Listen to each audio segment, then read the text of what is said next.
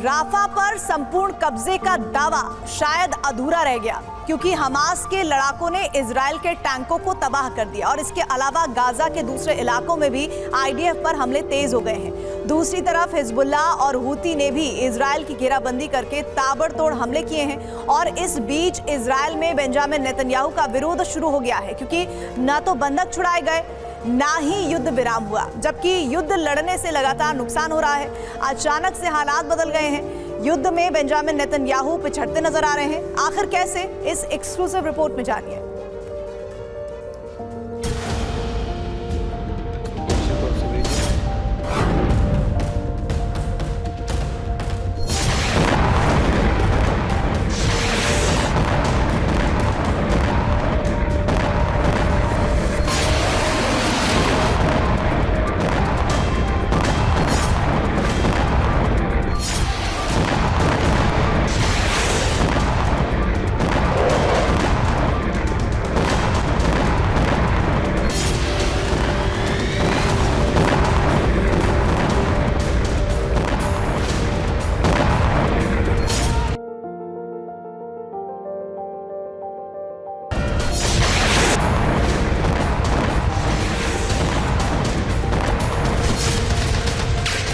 Hamas की संपूर्ण तबाही का मंसूबा अब इजराइल के लिए मुसीबत बनता जा रहा है,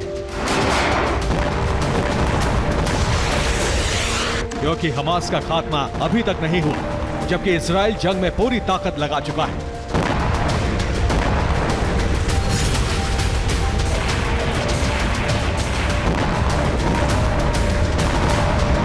अर्थव्यवस्था के अलावा इजराइल की साख भी दांव पर लगी है।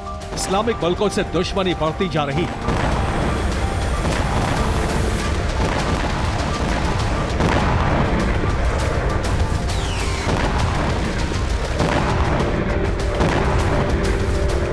दूसरी तरफ बेंजामिन नेतन्याहू के खिलाफ आक्रोश बढ़ता जा रहा है। एक तरफ ईरानी प्रॉक्सी के टारगेट पर हैं, दूसरी तरफ इजराइल में उनका विरोध शुरू हो गया है।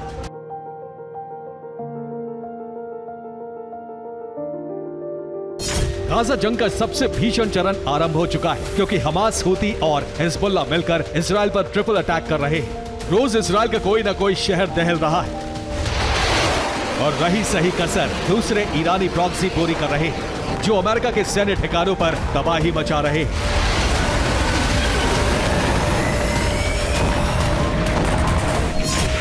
ये हूती के हमले का वीडियो है, जिसमें उसने लाल सागर में टास्क फोर्स के रीपर ड्रोन को रॉकेट से मार गिराया।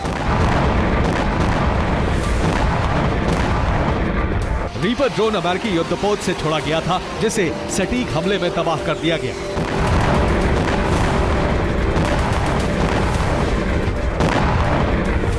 गाजा में हमले का बदला हमास लेकर रहेगा। हालांकि याह्या सिनवार ने राफा छोड़ दिया है, लेकिन अभी भी ईरानी प्रॉक्सी को वो कमांड दे रहा है।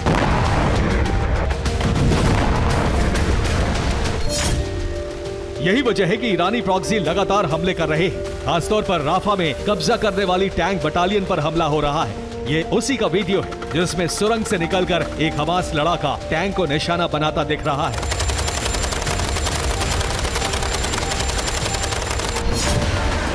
इसके अलावा हिजबुल्लाह ने इजराइल पर लगातार 74 रॉकेट दागे और इजराइल के बॉर्डर पोस्ट पर तबाही मचाई, जिससे इजराइल को बड़ा नुकसान हुआ है।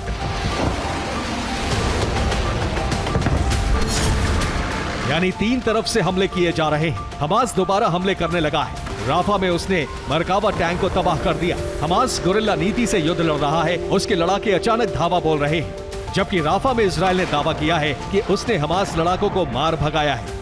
लेकिन राफा और गाजा के दूसरे हिस्सों से आ रहे इस तरह के वीडियो इजराइल के सच पर पर्दा डाल रहे हैं। यही वजह है कि इजराइल को लगातार गाजा और लेबनान में ईरानी प्रॉक्सी पर हमले करने पड़ रहे हैं। इजराइल ने दक्षिण लेबनान में हिजबुल्लाह कमांडर हुसैन खादर मेहदी को मार गिराया। वो इजराइल के खिलाफ ऑपरेशन में शामिल था। हमला एक वैन पर हुआ, जिसमें खादर सवार था। इसके अलावा उत्तरी गाजा के जबालिया में एक बार फिर से आईडीएफ ने ऑपरेशन शुरू कर दिया, जिसमें 7वीं ब्रिगेड को उतारा गया।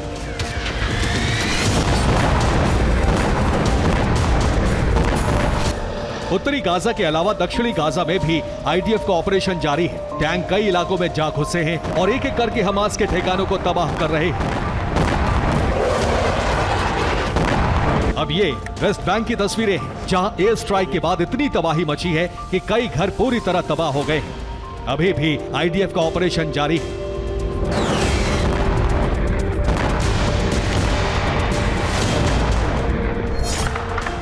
राफा में हमास लड़ाकों और आईडीएफ सैनिकों के बीच भीषण युद्ध चल रहा है। ये उसी की तस्वीरें हैं। दोनों तरफ से जबरदस्त गोलीबारी हो रही है।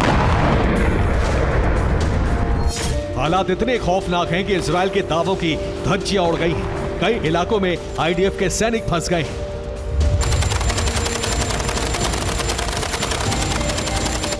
गाजा में आईडीएफ को बड़ा नुकसान हुआ है। 10 दिनों में 100 से ज्यादा व्हीकल तबाह हो चुके हैं। ये दावा अल कस्साम ब्रिगेड ने किया है। यानी पिछले 32 हफ्तों की जंग में इजराइल अपने मकसद में कामयाब नहीं हो पाया है, उल्टा उसे काफी नुकसान झेलना पड़ा है। हालांकि ईरानी प्रॉक्सी पिछले कुछ वक्त से ज्यादा सक्रिय है। इसके पीछे रूस का हाथ बताया जा रहा है।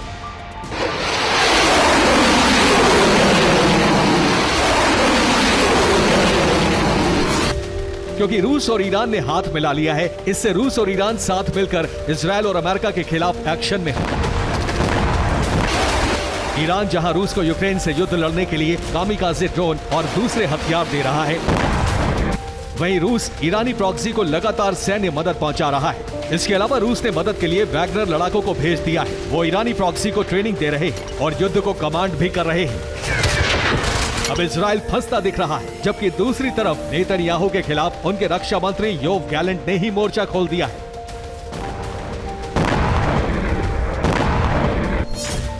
रक्षा मंत्री योव गैलेंट ने गाजा खाली करने को कहा है। साथ ही प्रशासन गाजा वासियों को देने की मांग की है, जबकि बेंजामिन इसके खिलाफ है। अब गैलेंट के खिलाफ पीएम की कैबिनेट में 2 गुट बन गए हैं। राइट विंगर गैलेंट को हटाने की मांग कर रहे हैं, जबकि गैलेंट के पक्ष वाले युद्ध विराम की बात कह रहे हैं। यानी बेंजामिन नेतन्याहू को अब 2 मोर्चों पर युद्ध लड़ना पड़ रहा है। एक तरफ ईरानी प्रॉक्सी से, दूसरी तरफ इजराइल के भीतर विरोधियों से। और ये सब कुछ पुतिन के 5वीं बार शपथ लेने के बाद शुरू हुआ है। तो क्या इन सब के पीछे पुतिन की प्लानिंग है? ये सवाल पेंटागन को बार बार परेशान कर रहा है। Bureau report, TV9, Bharat.